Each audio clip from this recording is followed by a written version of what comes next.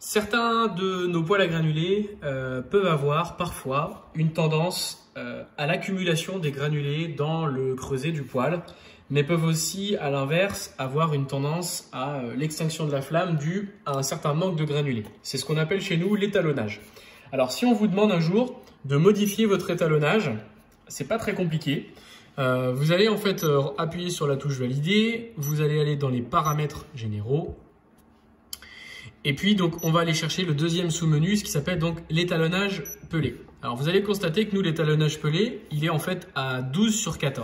Alors, on va venir chercher en fait le graphique là qui est ici.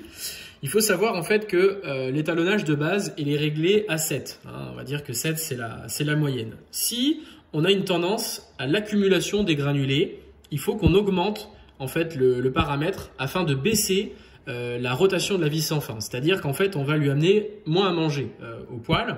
Nous c'est le cas en fait ici, hein, on avait une tendance à l'accumulation, donc on est sur un réglage de 12/14, qui est un peu beaucoup, mais bon voilà, ça fait partie d'un réglage au cas par cas. Et puis à l'inverse, si effectivement j'ai une tendance à l'extinction de la flamme due au fait que je n'ai pas assez de granulés à mon démarrage, et ben là du coup on va vous demander en fait de baisser l'étalonnage pour pouvoir augmenter la rotation de la vis. Voilà. Donc c'est pas très compliqué à faire. Hein. Donc si je reviens à l'intérieur, puisque maintenant on est parti, hop, donc je vais aller chercher mes paramètres généraux. Je vais chercher mon étalonnage pelé. Et là, du coup, bah, si je veux le baisser par exemple à 10, je le descends à 10 et je valide. Voilà. Donc là, mon étalonnage pelé a été passé à 10.